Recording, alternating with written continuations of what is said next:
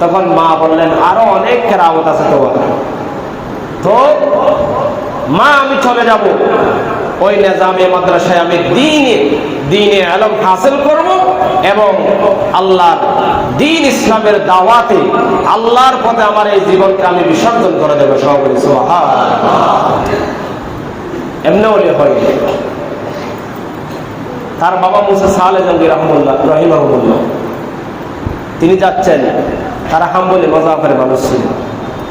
হাম্বলি মাযহাবের একটা নিয়ম ছিল, বিয়ে শাদী না করে শুধু ইবাদত করলে পাহাড়ে গিয়ে অথবা নদীর পাড়ে গিয়ে ইবাদত করে করে সময় কাটিয়ে দিত। কিন্তু আমাদের মাযহাবে সেটা জায়েজ নাই বলা হয়েছে। আমাদের ইমাম আযম আবু হানিফা রাহিমাহুল্লাহ তিনি বলেন এরকম না, বৈরাগী জীবন ইসলামী, বিয়ে করবে, শাদী করবে, সংসারিক জীবন, সামাজিক জীবন, রাষ্ট্রীয় জীবন সব করবা, তবে মেইন তোমার ইসলাম, তোমার নবীর আদর্শ তোমাকে বাস্তবায়ন করতে হবে, সবকিছু করতে হবে। পারে গিয়ে শুধু বিয়ে শাদী না করে আল্লাহ আল্লাহ করলে এটা পরিপূর্ণ জীবন, ইসলামের জীবন নয়। তারা হাম্বলি মাযহাবের মানুষ ছিলেন। তিনি চলে যাচ্ছেন কোথায়, যে সবাই জানি আমরা। হঠাৎ করে কি লেগে গেল, একটা আপেল দেখতেছেন পানি দিয়ে ভেসে যাচ্ছে। তিনি বললেন হাই রে, আমি তো ইবাদত বন্দেগী করা মানুষ, ফেটেও আমার ক্ষুধার যন্ত্রণা, আমি আর দেরি না করে এই আপেলটা খেয়ে ফেলি। সুবহানাল্লাহ। আপেল খেয়ে ফেললো। খাওয়ার পরে যখন ইবাদত করতে গেল তখন তার মনে উঠলো আমি খার আপেল খেয়েছি। আমরা খাই না এরকম?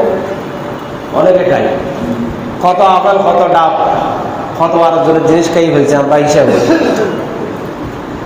অনেক জায়গায় দেখেছি আমি, নামাজ পড়ে মসজিদ থেকে বের হলো, বাদাম বের আবার বের আসে না, বাদাম কিলো এরকম করে খাই ফেলছে। ওদের একখানে আগে মজা আছে না, সাহায্য দেরি ওনার থেকে কি অনুমতি নিচ্ছেন আপনি? বা একটা খেতে পারবো, সে যদি বলে সমস্যা না ভাই একটা খাইয়ে দেখেন, তাহলে আপনার জন্য সেটা হালাল। আর যদি সে বলে নাই অথবা সরবও বলে নাই, মনে মনে হদ্দের খেয়ে নাদান মানুষ, এটা যে বাদাম ননা নলবন দিবসের কাহিনী সরব হদ্দের, মাথা টুপি আছে, দাঁড়িয়ে আছে, মসজিদ তো বাইরে,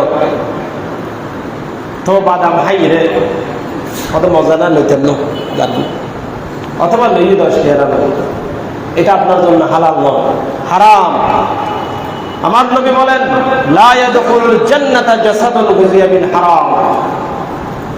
ও দুনিয়ার মানুষ, তোমরা ইবাদত করতে পারো, 5 ওয়াক্ত নামাজ, তাহাজ্জুদ, হজ, যাকাত সব করতে পারো, যখন তুমি হারাম খাও, হারাম